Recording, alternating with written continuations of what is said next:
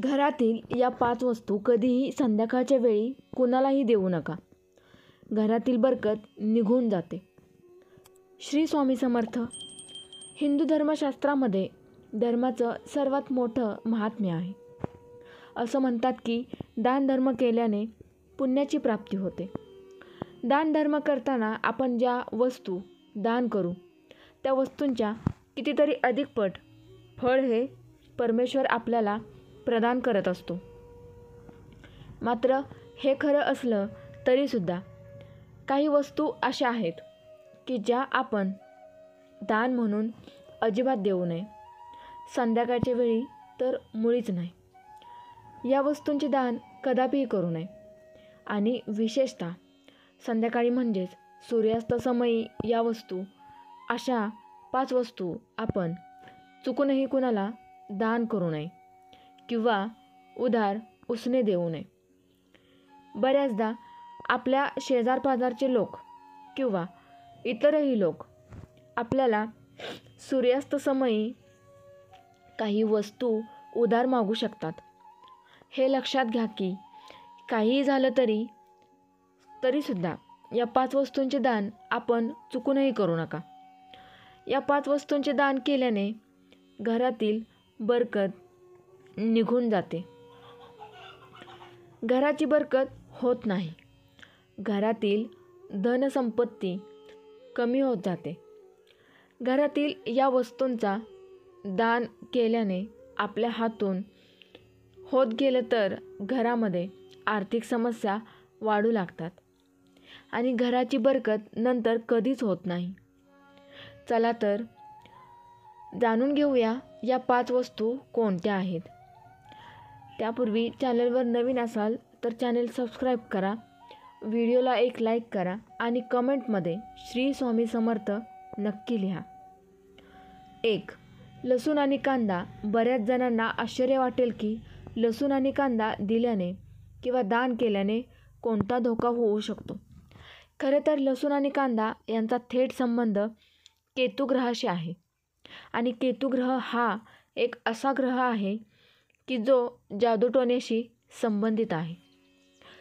आपल्या आसपास असे अनेक लोक असू शकतात की जे कांदा आणि लसूण याचा वापर करून आपल्यावरती अनेक प्रकारच्या चुकीच्या गोष्टी लादू शकतात.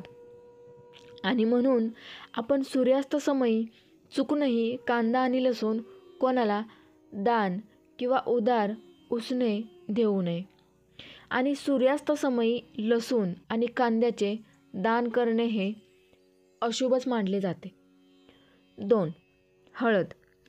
अनेकांना या गोष्टीबद्दल माहीत असेल की हळदीचा थेट संबंध हा गुरुग्रहाशी असतो. ज्या व्यक्तींच्या कुंडलीत हा ग्रह बलवान आणि मजबूत असतो, शुभ असतो, ते व्यक्तीच्या जीवनामध्ये अपार धनसंपदा येते. आणि मग अशा वेळी ज्या हळदीचा संबंध थेट गुरुग्रहाशी आहे अशी हळद जर आपण स्वयंपाकाच्या वेळी किंवा संध्याकाळी सूर्यास्ताच्या वेळी एखाद्याला उधार किंवा उसने दिली किंवा एखाद्याला जर आपण ती दान केली तर आपला गुरुग्रह कमजोर होतो आणि सोबतच घरातील धन आणि वैभव यांचीसुद्धा हानी होते आणि घरात गरिबी येते. 3. पैसा किंवा धन.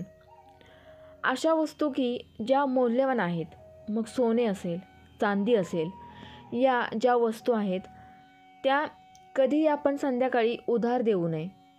लक्षात घ्या की अनेक लोकांना याचा अनुभव आलेला आहे की संध्याकाळच्या वेळी लोक आपला मुख्य दरवाजा खुला ठेवतात आणि याचं कारण म्हणजे संध्याकाळची वेळ.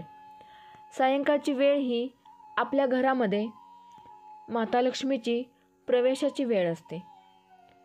त्यामुळे संध्याकाळच्या वेळीच माता लक्ष्मी आपल्या घरात प्रवेश करत असते आणि याच वेळी आपण आपल्या जवळील पैसा किंवा सोने नाणे किंवा धन कोणाला देऊ नये किंवा देऊ केल्या तर त्यामुळे माता लक्ष्मी आपल्यावर रुष्ट होते.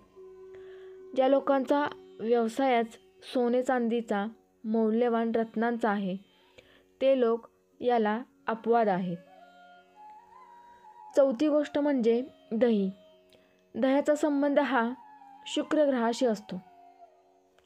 दही आपल्याला सुख आणि वैभव प्रदान करतो. हिंदू धर्मशास्त्रामध्ये तसा उल्लेख आहे की म्हणून सूर्यास्तासमयी आपण चुकूनही कोणालाही दह्याचं दान देऊ नये. सूर्यास्तासमयी जी व्यक्ती एखाद्याला घरातून दही देते किंवा दान करते, त्या व्यक्तीच्या जीवनात सुख आणि वैभव यापासून ती व्यक्ती कायम वंचित राहते. 5. दूध. अनेक जणांना आश्चर्य वाटेल की दुधाचा थेट संबंध भगवान सूर्यदेव आणि चंद्रमा म्हणजेच चंद्रदेव ह्यांच्याशी आहे. भगवान श्री विष्णू आणि माता लक्ष्मी यांचा संबंध हा दुधाशी जोडला जातो आणि म्हणून सायंकाळी किंवा सूर्यास्तासमयी आपण चुकूनही दुधाचं दान देऊ नये. मी यापूर्वीच सांगितलं आहे की ज्या लोकांचा दुधाचा व्यवसायच आहे, अशा लोकांसाठी हा नियम अपवाद आहे. त्यामुळे संध्याकाळी कोणाला चुकूनही दूध देऊ नये. त्यामुळे घरातील बरकत निघून जाते. श्री स्वामी समर्थ. जय जय स्वामी समर्थ. ही माहिती आपल्याला कशी वाटली कमेंटद्वारे नक्की कळवा. व्हिडिओला लाईक करा, शेअर करा. चॅनलवर नवीन असाल तर चॅनल सबस्क्राईब करा. धन्यवाद.